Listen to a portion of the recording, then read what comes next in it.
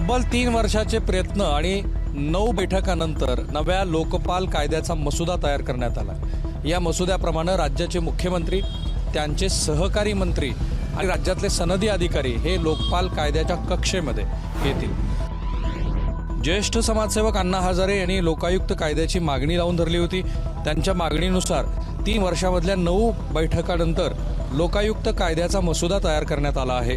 विधानसभेच्या येत्या अधिवेशनात हा मसुदा राज्य सरकार मांडणार आहे। राज्याचे मुख्य सचिव या लोकायुक्त कायद्याच्या मसुदा समितीचे अध्यक्ष होते।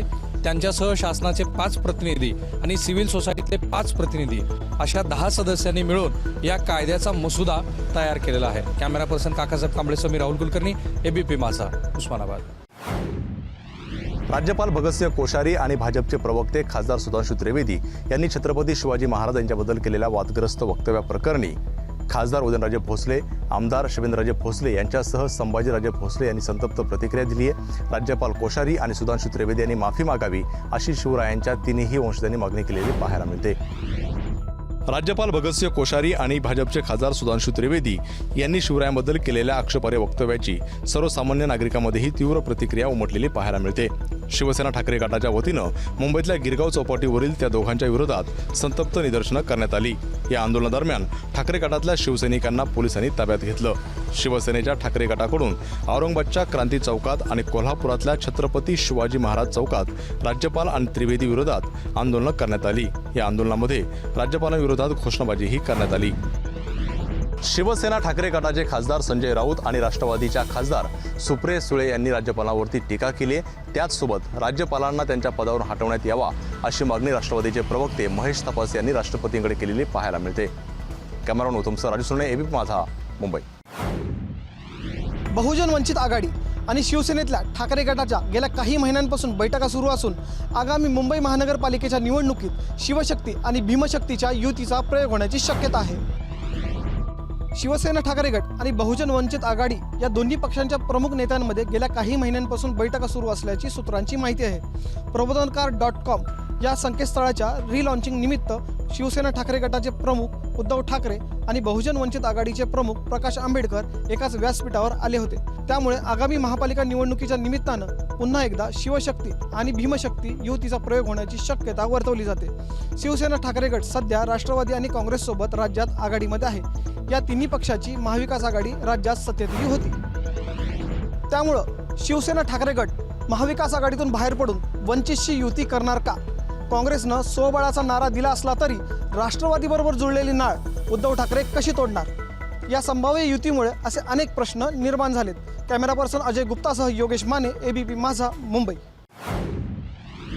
राज्य सरकारच्या वतीने सीमा भागातील लोकांचे प्रश्न सोडवण्यासाठी 2 मंत्र्यांची विशेष नियुक्ती करण्यात आली आहे। उच्च आणि तंत्र शिक्षण मंत्री चंद्रकांत पाटील, उत्पादन शुल्क मंत्री शंभूराज देसाई यांच्यावर ही जबाबदारी देण्यात आली। मुख्यमंत्री एकनाथ शिंदे यांच्या अध्यक्षतेखाली महाराष्ट्र कर्नाटक सीमा प्रश्नासंदर्भात राज्य सरकारच्या उच्चाधिकार समितीची बैठक सोमवारी संपन्न झाली। न्यायालयीन प्रक्रियेच्या समन्वयासाठी या बैठकीत चंद्रकांत पाटील आणि शंभूराजे देसाई या 2 मंत्र्यांवर जबाबदारी सोपवण्यात आली।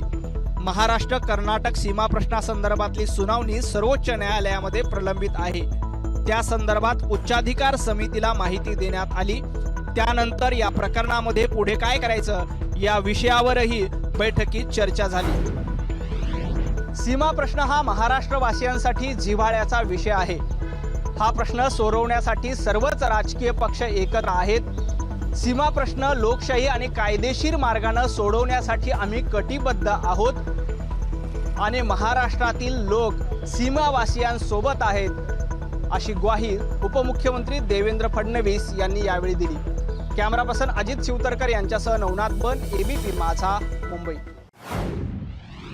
वसईची तरुणी श्रद्धा वालकरच्या हत्या प्रकरणात तपास सुरू असताना दिल्ली पोलिसांना छतरपूर भागातील जंगलात एका कवटीचा आणि जबड्याचे काही भाग तसंच काही हाडंही सापडली आहेत। पण हे अवशेष श्रद्धाचे आहेत की नाहीत हे DNA चाचणीतूनच उघडकीस येण्याची शक्यता आहे। श्रद्धा वालकरच्या हत्या प्रकरणात तिचा प्रियकर आफ्ताब पूनावालाची चौकशी सुरू आहे। या प्रकरणाच्या तपासाला आता वेग आला असून आरोपी आफताबनं जवळच्या दुकानातून हत्यारं खरेदी केल्याची माहिती उघडकीस आली आहे. श्रद्धाच्या हत्या प्रकरणात सखोल तपासासाठी दिल्ली पोलिसांकडून मैदानगडीतल्या छतरपूर एन्क्लेव्ह भागात एका तलावाचा उपसा करून घेण्यात येत आहे. दिल्ली पोलिसांचं एक पथक आरोपी आफताब पुनावालाला त्याच्या सदनिकेत घेऊन गेलं होतं. त्यानं त्याच्या सदनिकेत श्रद्धाची हत्या करून तिच्या मृतदेहाचे 35 तुकडे केले होते. दिल्ली पोलीस आणि रोहिणीच्या न्यायवैदिक शास्त्र प्रयोगशाळेतील अधिकाऱ्यांनी आफताबच्या नार्को टेस्ट संदर्भात एक बैठक घेतली. न्यायालयानं पोलिसांना 5 दिवसांच्या आत आफताबची नार्को चाचणी करण्याचे निर्देश दिले आहेत. तसंच आफताबच्या चौकशीत पोलिसांना 3rd डिग्री वापरण्यास मनाई करण्यात आली आहे. Cameraman Deepesh महाजनसह Ganesh Thakur, ABP Majha, Mumbai. पालघरमधील डहाणू तालुक्यातल्या प्रस्तावित वाढवण बंदराला विरोध करण्यासाठी मुंबईच्या आझाद मैदानात आज स्थानिकांकडून आक्रोश आंदोलनाचं आयोजन करण्यात आलं होतं. या आंदोलनामध्ये आज जागतिक मच्छीमार दिनी वाढवण बंदराला असलेला विरोध हा अधिक तीव्र करण्यात आला. यावेळी विविध मच्छीमार संघटनांच्या महिला आणि पुरुषांनी आक्रोश मोर्चात सहभागी होऊन वाढवण बंदराचा प्रकल्प रद्द करण्याची मागणी केली. शिवसेना ठाकरे गटाचे नेते आणि खासदार अरविंद सावंत, विरोधी पक्षनेते अंबादास दानवे हेही या आंदोलनात सहभागी झाले होते. शिवसेना ठाकरे गट मोर्चेकरांच्या पाठीशी असल्याचं आश्वासन यावेळी सावंत यांनी दिलं. तर वाढवण बंद रद्द झाल्याशिवाय स्वस्थ बसणार नाही असंही त्यांनी ठासून सांगितलं आहे. त्यानंतर राज्य सरकारच्या वतीनं पर्यावरण मंत्री दीपक केसरकर यांनी आंदोलनकर्त्यांची भेट घेतली आणि त्यांचं म्हणणं ऐकून घेतलं. आंदोलनकर्त्यांच्या शिष्टमंडळाची भेट त्यांनी मुख्यमंत्र्यांशी घालून दिली. त्यावेळी मुख्यमंत्री यांनी या प्रश्नाचा पाठपुरावा करून लवकरात लवकर केंद्र सरकारपर्यंत हा विषय नेणार असल्याचं आश्वासन आंदोलनकर्त्यांना दिलंय. कॅमेरामन विनेसह अक्षय भाटकर, एबीपी माझा, मुंबई. ग्रामविकास मंत्री गिरीश महाजन आणि राष्ट्रवादी काँग्रेसचे आमदार एकनाथ खडसे यांच्यामधील शाब्दिक युद्धानं आता विखारी वळण घेतलं आहे. एकनाथ खडसे यांच्या मुलानं आत्महत्या केली की त्यांचा खून झाला होता, असा प्रश्न गिरीश महाजन यांनी उपस्थित केलाय. महाजनांना मुलगा नसल्याचा उल्लेख जाहीररित्या एकनाथ खडसे यांनी केला होता. त्या पार्श्वभूमीवर गिरीश महाजन यांनी एकनाथ खडसेंच्या मुलाच्या मृत्यूविषयीचे प्रश्न उपस्थित केलेत. एकनाथ खडसे यांचे चिरंजीव निखिल खडसेंनी आपल्याच पिस्तुलातून स्वतःवर गोळी झाडून आत्महत्या केली होती. या प्रकरणात नेमकं काय झालं याचा अजूनही तपास पूर्ण झालेला नाही. त्याच मुद्द्यावर बोट ठेवून गिरीश महाजन यांनी अनेक प्रश्न उपस्थित केले आहेत. खडसेंच्या मुलाचा मृत्यू कसा झाला, त्यांनी आत्महत्या केली की त्यांचा खून झाला, असे प्रश्न महाजन यांनी उपस्थित केले आहेत. आमदार एकनाथ खडसे यांनी या संदर्भात एबीपी माझाशी दूरध्वनीवरून संपर्क साधला. महाजन यांच्या पक्षाचं सरकार केंद्रात आणि राज्यातही सत्तेवर आहे, त्यामुळे त्यांनी माझ्या मुलाच्या मृत्यूची चौकशी करावी असं आव्हान एकनाथ खडसे यांनी दिलंय. कॅमेरामन मयूर पारगजेसह मुकुल कुलकर्णी, एबीपी माझा, नाशिक. पुण्यातील नवले पुलाजवळील महामार्गावरती रविवारी रात्री एका ट्रकने धडक दिल्याने 24 वाहनांचं नुकसान झालं तर 13 जण जखमी झाले. 2014 पासून पुण्यातील दरी पूल, नवले पूल आणि धायरी पूल या 3.5 किलोमीटरच्या अंतरामध्ये 185 अपघातांची नोंद झाली आहे, ज्यामध्ये 66 प्रवाशांचा मृत्यू झालाय. त्यानंतर जागे होत NHAIने इथल्या रस्त्याची चुकलेली रचना बदलायचं मान्य केलंय. रविवारची रात्र पुण्यातील नवले पुलाजवळ काळ रात्र ठरली. आंध्र प्रदेशहून पुण्याच्या दिशेने येणाऱ्या ट्रकने धडक दिल्याने तब्बल 24 वाहनांचं नुकसान झालं. याच परिसरात रविवारी रात्री आणखी 2 अपघातांची नोंद झाली. इथं वारंवार होणाऱ्या अपघातांना इथल्या महामार्गाची चुकलेली रचना कारणीभूत असल्याचं आता कुठे NHAIने मान्य केलंय. दरी पुलापासून धायरी पुलापर्यंत इथल्या रस्त्याला असलेला ग्रेड 4 दर्जाचा उतार कमी करून ग्रेड 3 पर्यंत आणला जाईल असं NHAIचे अधिकारी आता म्हणतायत. त्यासाठी उड्डाणपूल आणि इतर मार्गांचा अवलंब केला जाणार आहे. मात्र जोपर्यंत या शिफारशी प्रत्यक्षात येत नाहीत तोपर्यंत इथं अपघातांचा धोका कायम राहणार आहे. कॅमेरामन अमोल गवाळेसह मंदार गोंजारी, एबीपी माझा, पुणे. औरंगाबादचं ऐतिहासिक वैभव असलेल्या बीबीच्या मकबऱ्याच्या मिनारचा एक कोपरा शनिवारी सायंकाळी कोसळला. त्यामुळे इतिहास अभ्यासक, ऐतिहासिक वास्तुप्रेमी आणि पुरातत्व खात्याच्या अधिकाऱ्यांमध्ये खळबळ माजली आहे. दख्खनचा ताजमहल अशी औरंगाबादच्या बीबी का मकबऱ्याची ऐतिहासिक ओळख आहे. या मकबऱ्याचा एका मिनारचा कोपरा कोसळल्यामुळे ऐतिहासिक स्थळांच्या दुरुस्ती आणि देखभालीविषयी प्रश्नचिन्ह निर्माण झालं आहे. सुदैवानं या घटनेत कोणालाही इजा झाली नाही. या घटनेनंतर पुरातन विभागानं हा परिसर पर्यटकांसाठी बंद केला आहे. मकबऱ्याच्या डागडुजीचं काम 1.5 वर्षापूर्वीच करण्यात आल्याचं सांगण्यात येत आहे. पण यंदाच्या पावसाळ्यामुळे ही वास्तू क्षतिग्रस्त झाल्याचं बोललं जात आहे. मकबऱ्याचं आणखी नुकसान झालं आहे का हे जाणून घेण्यासाठी या वास्तूची पाहणी करण्याची मागणी आहे.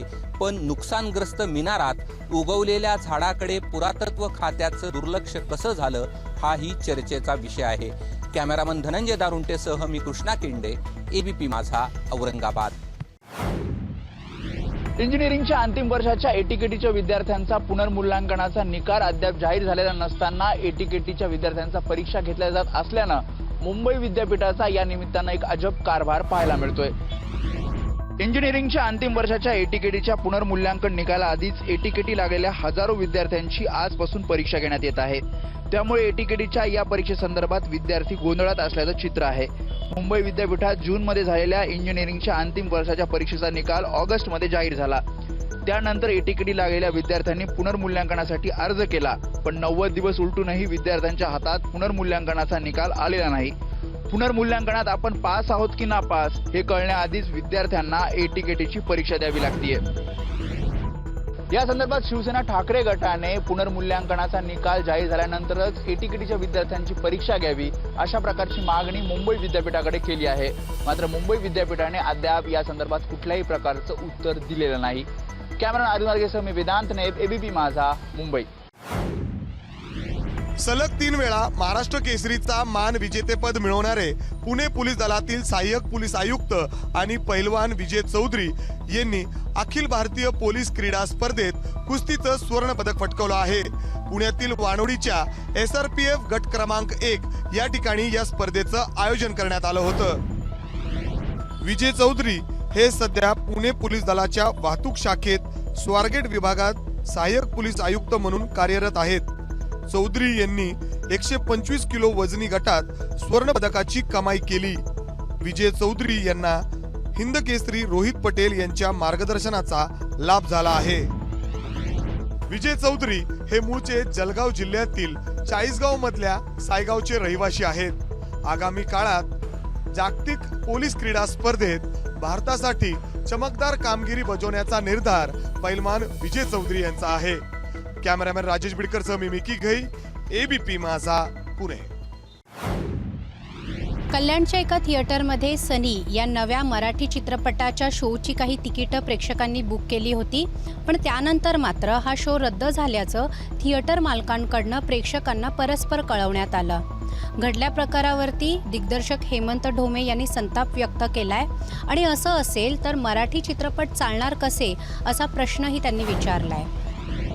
मराठी चित्रपट चालत नाहीत, प्रेक्षक चित्रपटगृहात येत नाहीत म्हणून आम्हाला शो रद्द करावा लागतो अशी थिएटरवाल्यांची नेहमीच तक्रार असते. पण प्रेक्षक चित्रपटाला येत असूनही थिएटरकडून शो रद्द करण्याचा प्रकार हेमंत ढोमे दिग्दर्शित सनी या चित्रपटाच्या बाबतीत घडलाय. हा चित्रपट नुकताच प्रदर्शित झाला असून त्याचं अनेकांकडनं कौतुकही होत आहे. कल्याणमधल्या एका थिएटरमध्ये सनीचे बुकिंग घेऊन शो रद्द झाल्याचं प्रेक्षकांना थिएटरकडनं परस्पर कळवण्यात आलं. याबाबत प्रेक्षकांनी सोशल मीडियातनं थेट हेमंत ढोमे यांच्याशीच संपर्क साधलाय. सनी चित्रपटाबाबतचा हा प्रकार केवळ कल्याणमध्येच घडलेला नाहीये, तर राज्यातल्या इतर अनेक ठिकाणीही सनी या चित्रपटाचे शो अचानक रद्द करण्यात आलेत. कॅमेरा पर्सन मनोज वाजपेयी सोबत राखी पाटोळे, एबीपी माझा, मुंबई.